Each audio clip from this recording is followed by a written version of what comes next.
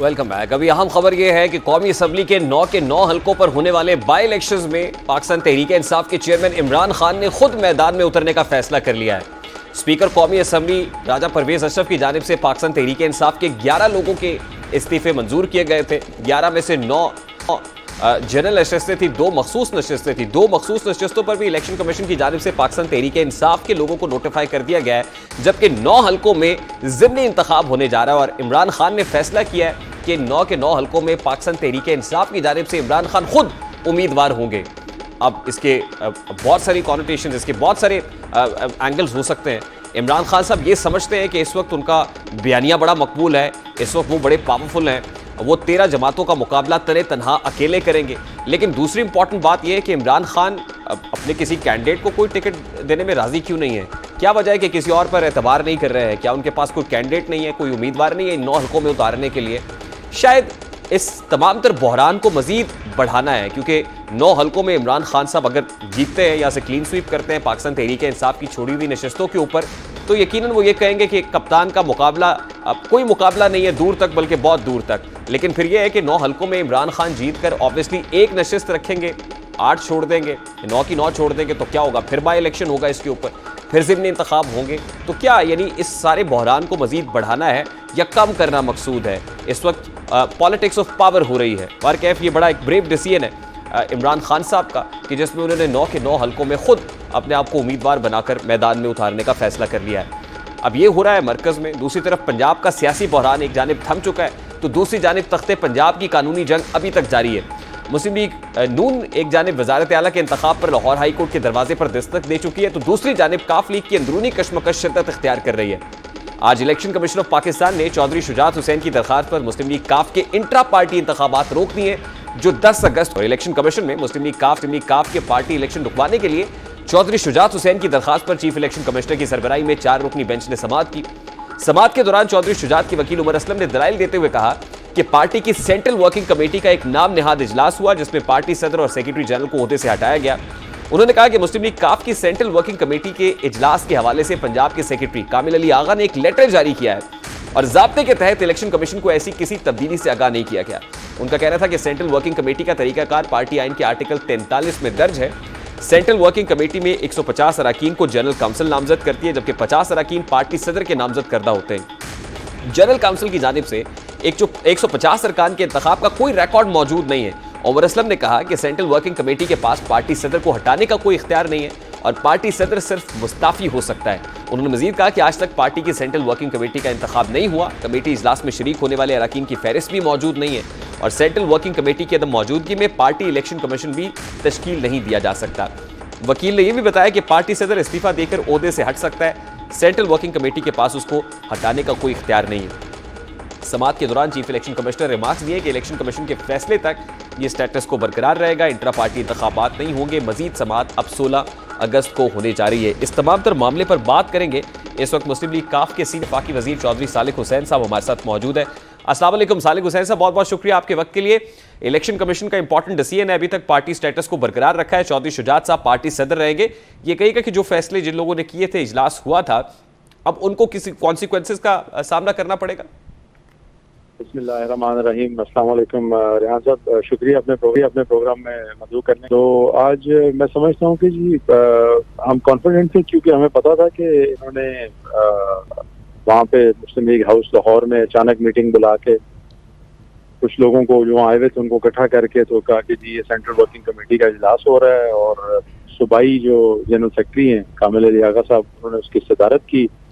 वहाँ पे उन्होंने कहा कि जी हम चौधरी शुजात हुसैन साहब सदर और तारिक बशीर चीमा साहब जनरल सेक्रेटरी दोनों को हमने हटा दिया है और एक कमेटी बना के कहा कि 10 तारीख को उसके इलेक्शन हैं पार्टी के, तो उसके को रोकने के लिए हम इलेक्शन कमीशन में हमने अपील की और अल्हम्दुलिल्लाह उन्होंने फैक्ट सारे सुने, बात सारी सुनी और उन्होंने कहा जी कि बिल्कुल ये अगर इलेक्शन करेंगे तो वो इलीगल होगा और 16 तारीख उन्होंने रखी है दोबारा सुनवाई जी। अब 16 तक आपके पास एक विंडो ऑफ अपॉर्चुनिटी है सालिक हुसैन साहब। अब पार्टी सदर के तौर पर चौधरी शुजात हुसैन साहब और जनरल सेक्रेटरी तारिक बशीर चीमा साहब क्या सवाबदीदी इख्तियार इस्तेमाल कर सकते हैं उन लोगों के खिलाफ जिन्होंने इजलास बुलाया और ये गैर कानूनी फैसले किए?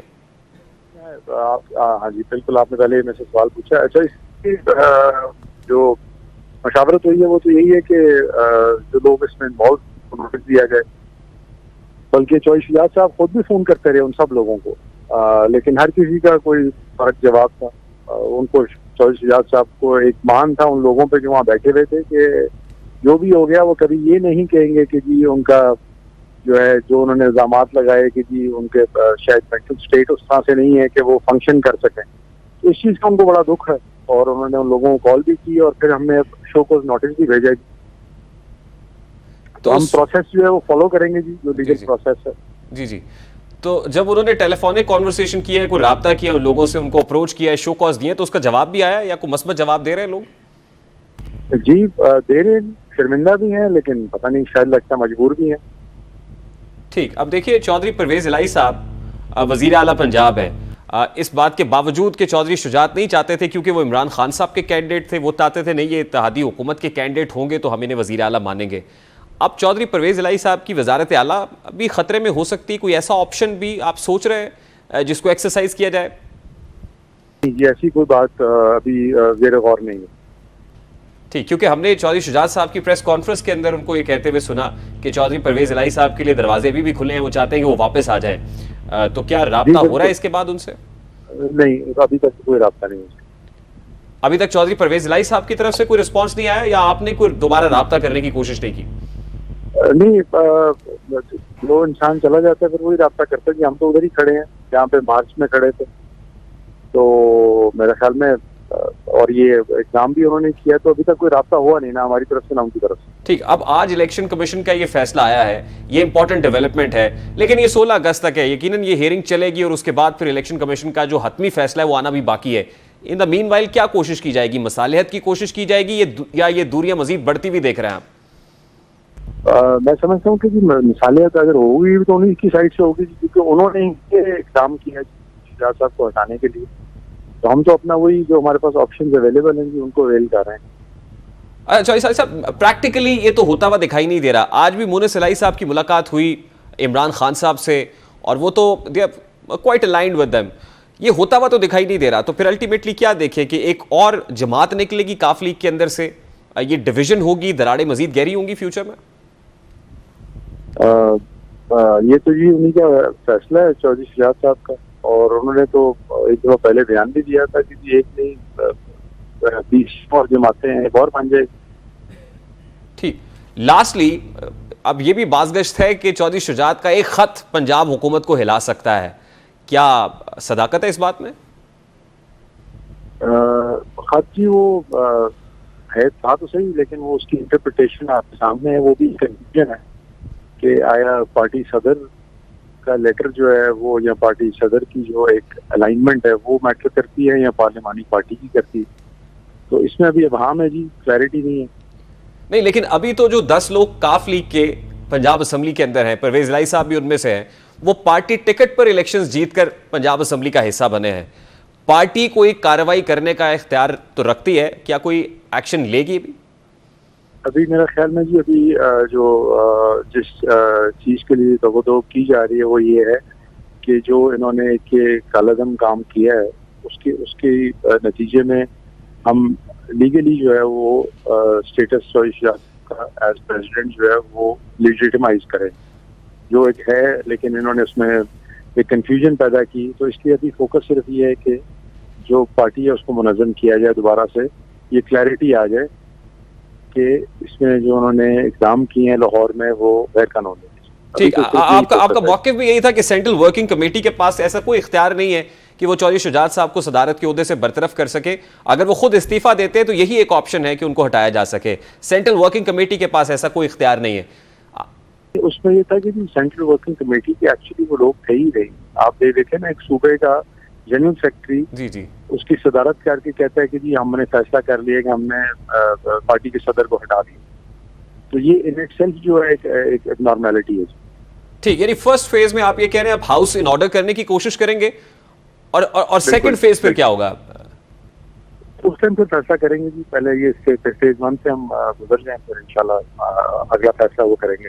यानी अगले फैसले में कुछ ऐसी ऑप्शन इस्तेमाल करना चाहेंगे आप, या कह रहे हैं अभी कोई ऑप्शन रख रहे हैं सामने कि अभी पंजाब हुकूमत का जो तख्ता है वो लौटने की तरफ जाना चाहिए? अभी इस बारे में बिल्कुल कोई डिस्कशन नहीं हुई।